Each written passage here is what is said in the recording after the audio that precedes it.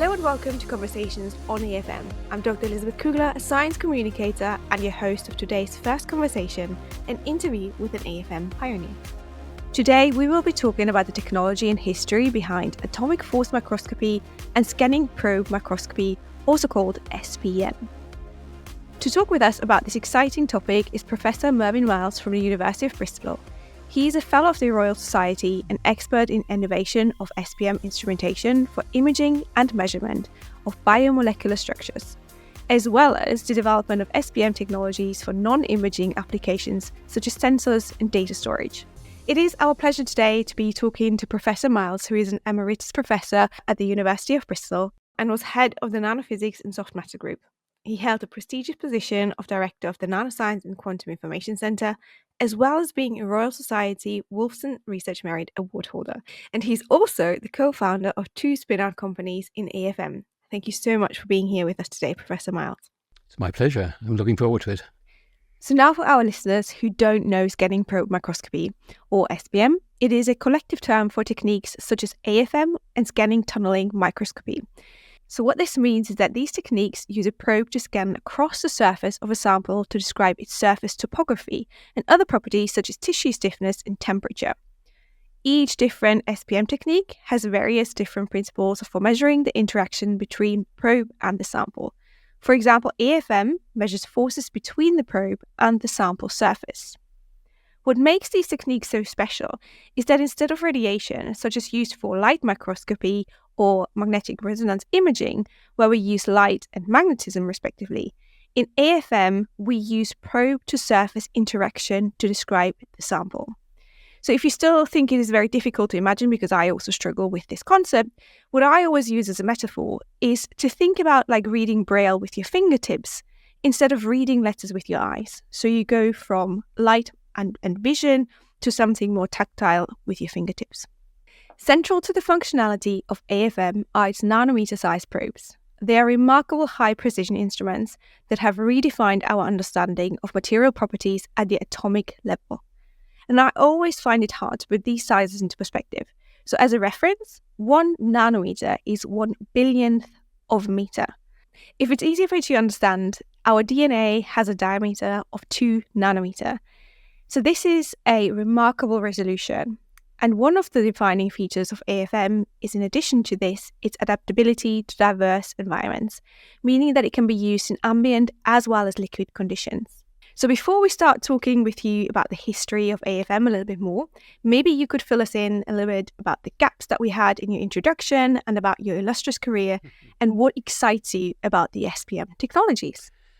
I gave a talk the other day, or a question time, with some kids, some primary school kids, with their parents. And the point was to say why I was doing, how I ended up doing what I do.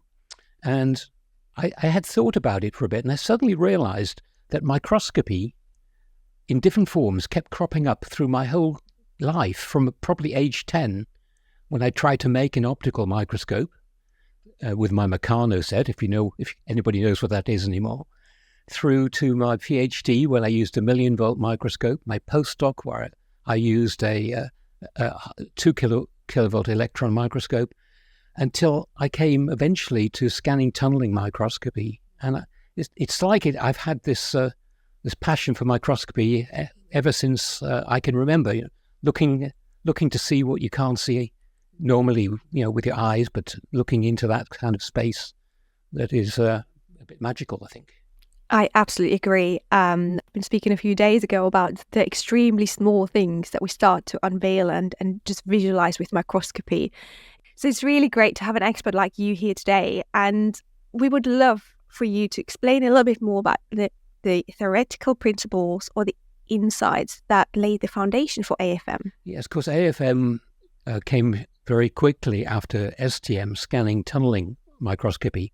And so a lot of the technical developments that were necessary for that, for example, the scanning mechanisms with piezoelectric transducers, which I think probably that those materials just got to about the right stage with poor, good hysteresis, so that scanning was possible in a sensible way.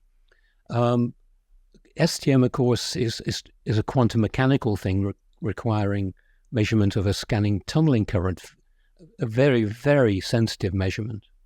AFM, of course, on the other hand, is totally mechanical.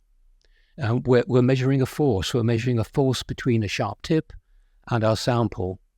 And if you think about it, I was just musing the other day, why didn't the Victorians invent it?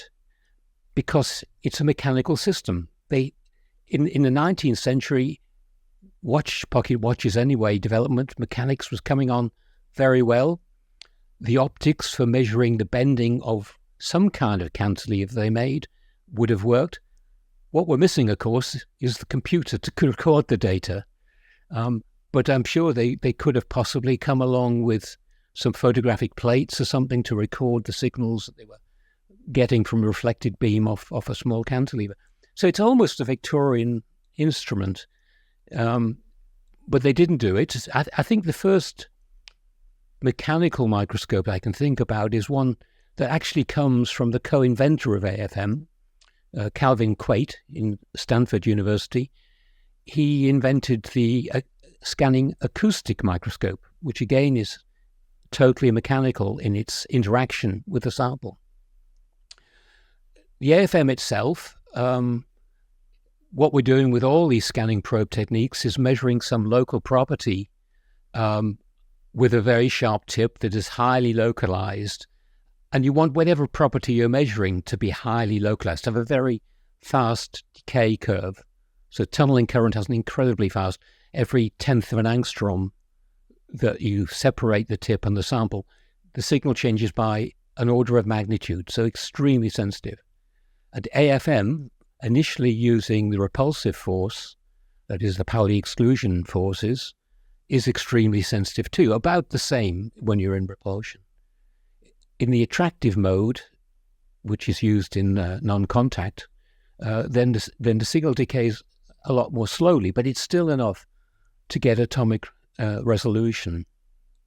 So we're looking for something that decays very quickly, that we can measure with a sharp tip, and that tip should be scannable, or the sample should be scannable with respect to it. And I think that's the beginning of AFM. It is fascinating to listen to you about this, especially as AFM obviously overcame the resolution limitations of optical microscopes. And like you say, it's a mechanical microscope, which is, for many biologists, probably a very different type of microscopy. Because, for example, I myself have, I think 99% of the time, just worked with light microscopy, maybe a little bit of electron microscopy, but the mechanical aspect is absolutely just mind-blowing in terms of scales.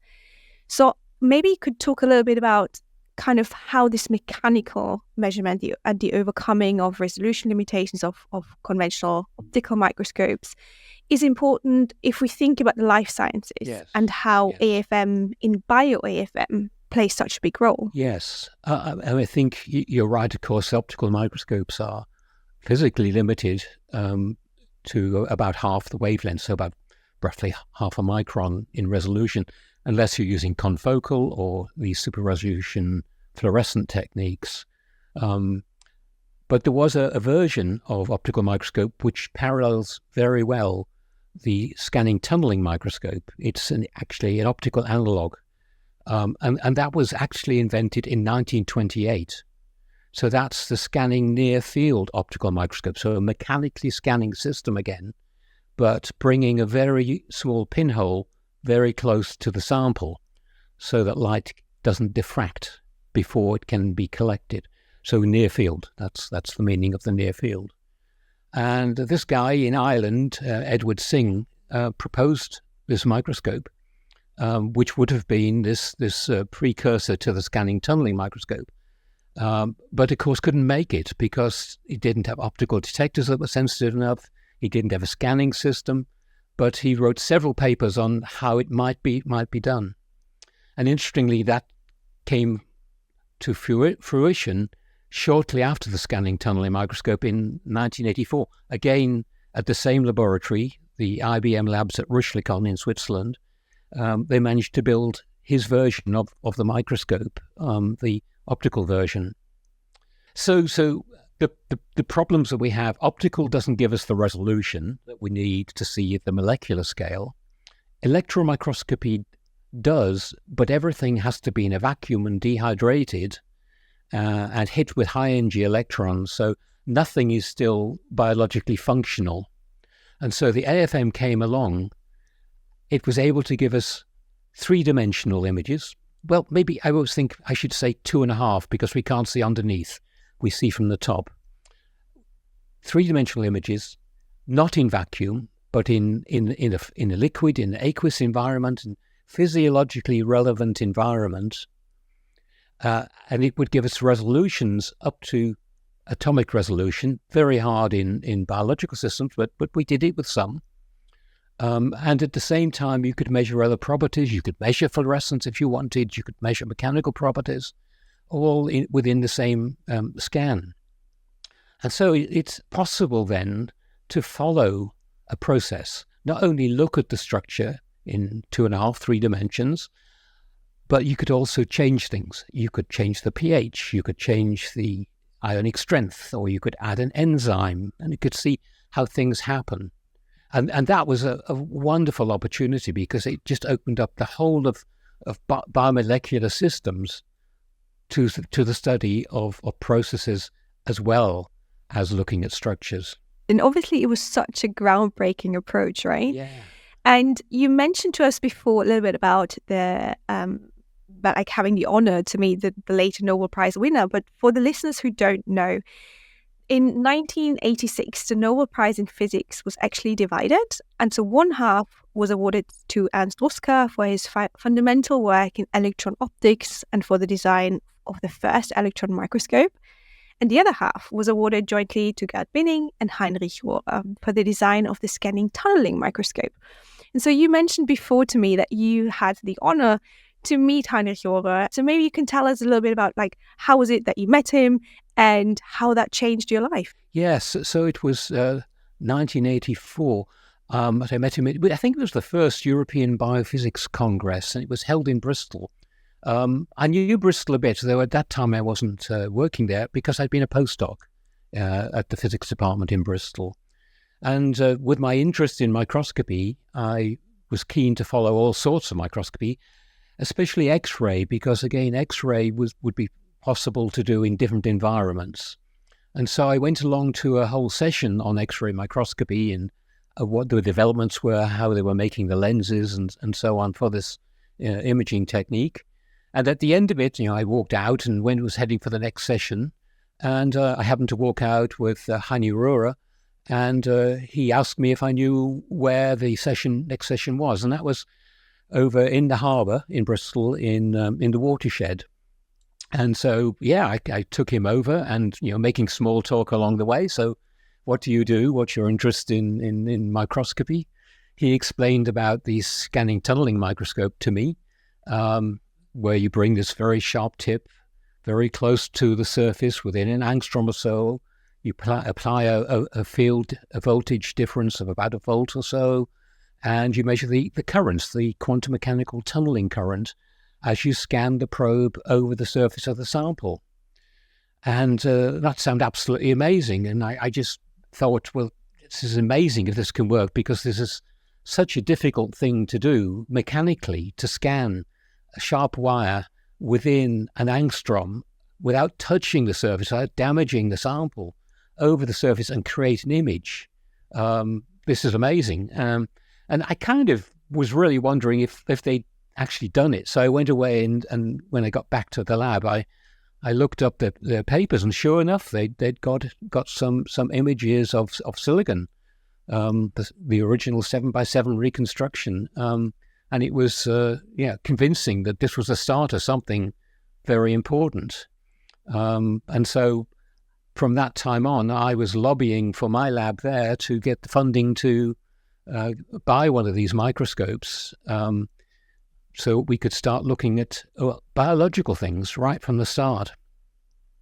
And interestingly, one of my former colleagues, when I was a postdoc in Bristol, Mark Welland, became a professor in Cambridge, and so I was able to. He'd worked in IBM, and he'd built his own scanning tunneling microscope. So I was able to get some time with him on that microscope, and we looked at the protein I'd been doing X-ray work on.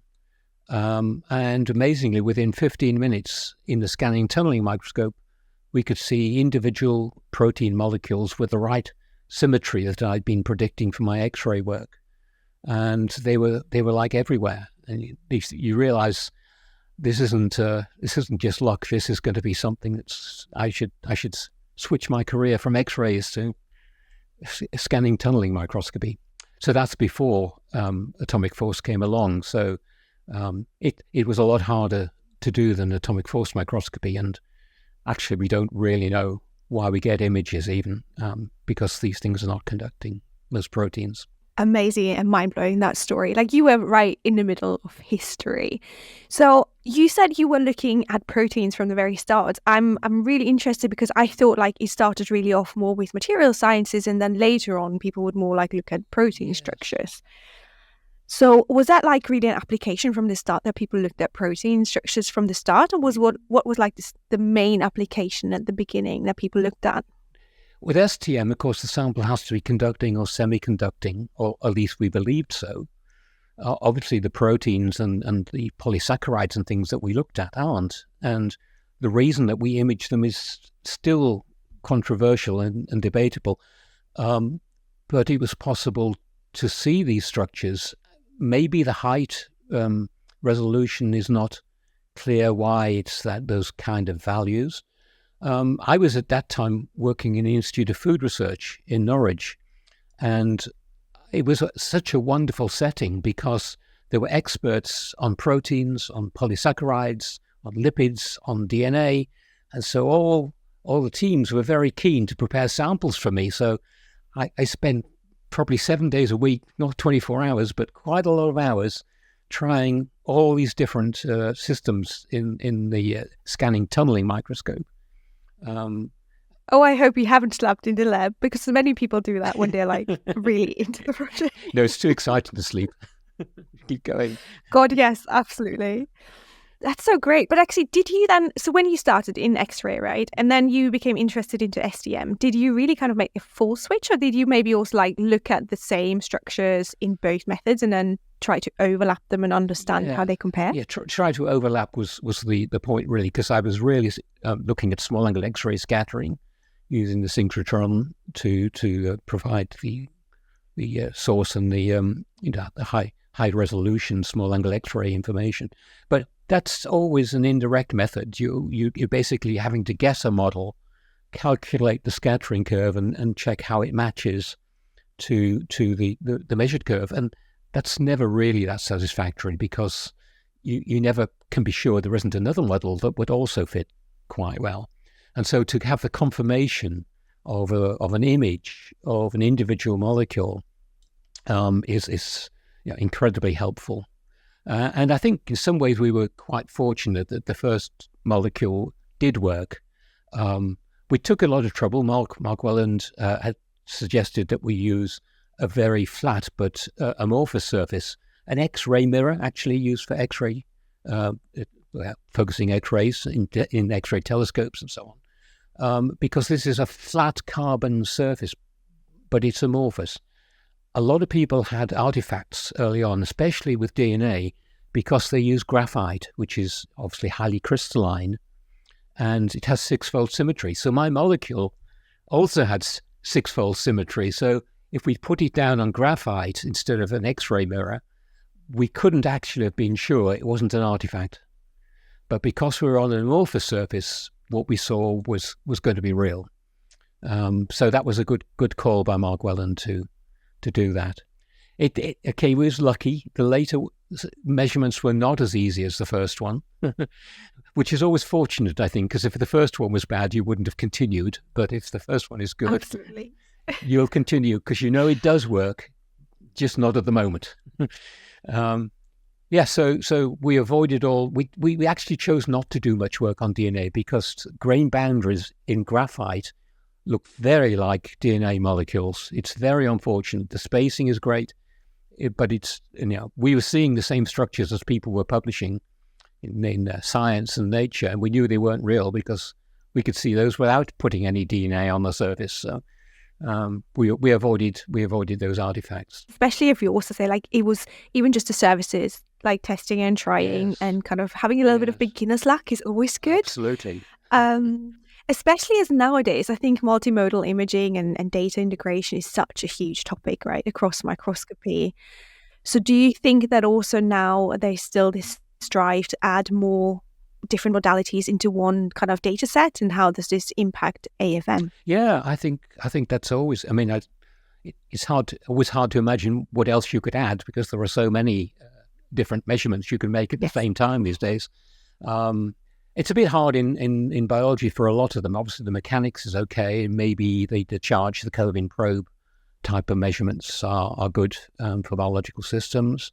I think the combination with the optical microscope, when you could have a confocal at the same time to pick up the fluorescence is important, because then you're looking at the right part of the sample, which is, of course, what we don't know with AFM is we don't have any kind of spectroscopy very easily anyway. We can add to it, but it's not immediately obvious from the imaging that you see whether this is the right molecule. So there will be some kind of bias if you're not careful, that you're picking things that look right rather than things that are proven to be correct. So yeah, adding these other modes is important, I think. I think it's also important to kind of remember that the applications will drive the microscopy and change with the microscopy. And I mean, you've been there from the start. Like, you have seen like the very first kind of applications, the first mirrors and testing and trying in the first samples. And I would love to hear a little bit more about, what you think kind of the initial trends, how they changed to what people are doing now in the field, and what's kind of the most common applications in the last few years maybe that we're seeing. Yeah. I was thinking about, looking at biological systems in comparison to material science samples. And there's a big overlap, if you think of biological soft matter generally, a lot of synthetic polymers, you've got the same problems as you have with biological samples. But on the other hand, at the other extreme, on very hard materials, we've looked at cellulose, and cellulose is so hard. I mean, if you've ever had a paper cut, you know how hard cellulose can be. And we've got essentially atomic resolution on a biological system because it's so rigid and so immovable, if you like. So I think the trend has been to look at things, especially the glamorous things like DNA, to look at the structure, the helix, the major and minor grooves, the binding of enzymes to it. But I think the big thing that's happened in the biological side over time is first the realization that though we can get three-dimensional images with atomic resolution in aqueous environments, it takes us several minutes to get one image. And in biology, we want to follow processes. And that's what we can do with AFM because it works in liquid. So we need to follow processes at higher speeds. And that's been a goal for many, many years. And I think it came first probably through Toshio Ando in Kanazawa University, who did a heroic development of a tapping mode, non-contact mode AFM, to bring us tens of frames a second. We pushed that in a totally different way. We actually sidestepped a lot of the problems that come with using tapping dynamic modes and managed to achieve 1,000 images a second on a collagen sample. But now these things are actually coming into the mainstream, into the commercial instruments like the Bruker machines. These techniques are now there. I think that's the next. We're not seeing so many papers coming out yet. I think people may be a bit nervous of doing it, but I think that's the next step that we need to see. We need to follow processes because that's what biology is all about. It's changes in structure, and the wonderful images of myosin 5 walking down an actin filament from Toshio Ando is probably one of the high points of bio AFM. It's great to hear about so many different applications. And you have briefly spoken about collagen. And when I was preparing for this episode, I was obviously reading about SEM and AFM. And I was especially taken by the studies on fibroblasts, where basically the collagen is a huge indicator for kind of the inflammatory state of fibroblasts. And that AFM is such a great indicator for the cellular rigidity and the medical diagnostics. So do you think that this is really something that will be taken to kind of medical application and from bench to bedside very soon? Or do you think this is more in the future? I think it's taken a lot longer than I thought that it would actually get into the mainstream biomedical field.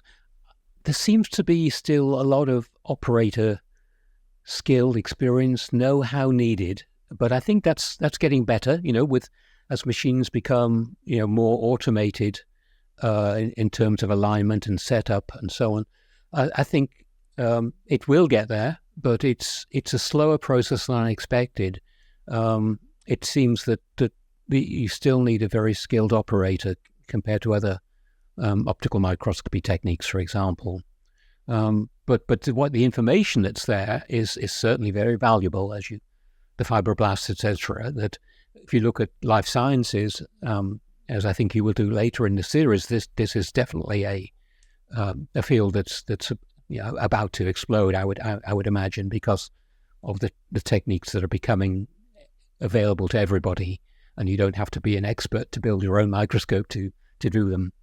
Though I do enjoy building my own microscopes. So. Yes, absolutely.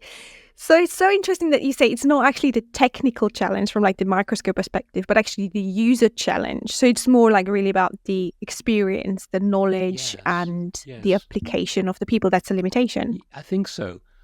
I think there's a couple of things that you can't do that I haven't mentioned with AFM easily. And if you think of an optical microscope, you switch the lenses around, turn the turret around, and you have low magnification, medium, high magnification, or in electron microscope, or in a scanning electron microscope, you zoom in, yeah? So you say, oh, there's the bit of the sample, there's my fibroblast, that's where I need to go.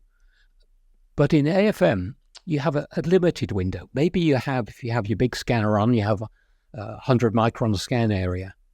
But maybe you still can't find the sample, the part of the sample you want, and so you're moving around in little windows, and that's where the high speed comes in again. Because now, if you can automate that and look at lots of smaller areas and have them all put together into an image, now you can start saying, I can look at this area. This actually does lead me to the next question, which was, where do you see the future of AFM? Is it more about the automation of acquisition, or is it automated data analysis? Where do you see the future? Well, I think both of those are relevant. Automation of the machine so that it becomes more widely usable. Data acquisition. Some of my colleagues are using AI, machine learning, to recognize structures on the surface, so that we don't bias our view when we scan a large area and we go and we look for the thing we think we want to see. Maybe we shouldn't be doing that. Maybe we should be scanning large areas and categorizing, letting the AI categorize the structures we see, so we have a more open mind to what might be there. There are a couple of things, really. I'm a big fan of vertical probe microscopy, and I don't think anybody makes a vertical probe microscope, so you got to make your own. But it's where you turn the tip around. Instead of being roughly horizontal, you turn it so that it's vertical, and it's like a spear, so you have a sharp end on it, and you oscillate it about a nanometer at the end, and you bring it towards the surface, and you start interacting with the surface through the water layers. So very important for biology. You feel the surface, but you don't put a force on it.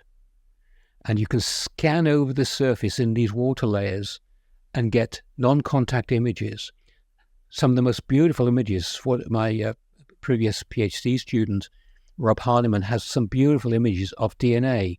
It's come slightly unraveled, and you can see the bases inside. You can see the base pair ladder, just like you see in the textbooks when it's just a drawing. And I think that's non-contact high resolution in liquid, and that's a high-speed microscope too. I think that's one way, but that's not going to happen very much, because if you have to build your own microscope, not many people are going to do that. Another thing that we kind of assume in all this scanning probe microscopy is that our sample is a plane, is flat. And we scan roughly in a plane, and we try to make our sample flat. So we take a piece of mica and we put molecules on it, with DNA molecules. Still pretty flat, just a nanometer or two bump. But biology isn't like that. Yeah, biology is cells and three-dimensional structures. And so we can do something with that, but we're always looking from the same direction, always looking down. We don't look at the side, and we don't look at underneath. And so we tried to make a microscope, as an atomic force microscope, where the probe was not fixed to the rest of the microscope. The probe was free in the liquid. And we grabbed hold of it using optical traps. And we scanned it around the sample, so we could come from the side, from the bottom, over the top, and we could get images of the sample from all directions, always having the probe perpendicular to the direction. And so that's a combination, and I know you have a microscope that has optical tweezers in it as well. So they're probably not holographic ones, but we were using holographic optical tweezers, so we could position our optical traps anywhere. And so we could grab hold of these little micro nano tools that we made and scan them around. So that's a limitation that needs somehow to be broken. I mean, I think all microscopy puts samples down on the surface. I mean, optical microscopy does, and certainly electron microscopy. Everything is in a plane, but life isn't like that. Life is three-dimensional, and we need to develop that further. So that's my 5-10 year window. We've done a proof of principle. It works. It's difficult, but it would be a wonderful thing to be able to look from all directions and create a truly three-dimensional image. Yeah, life happens in 3D, absolutely. I mean, for example, I've been working in light sheet microscopy, and for me working in 3D in vivo, it was just amazing to see, brain development. Yeah, that's a cool technique too. Yeah. Professor Miles, it's been such an amazing pleasure and privilege to be talking to you today. I've learned so much, and I've made many notes of what I want to read about and what I need to kind of learn about. It's been so great to having you with us. It's a pleasure. I've enjoyed it very much. Thank you. Well, that's all that we have time for in today's conversation, but join us next time where we will have a discussion with an application specialist to learn more about the many and varying applications of bio-AFM in life science. See you then.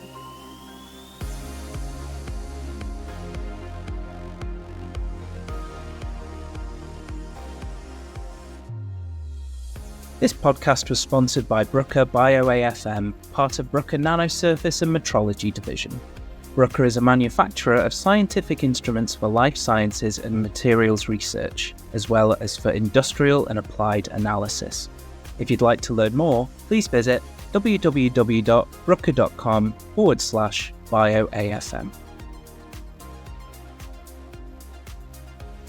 This podcast was produced by Keep It Science.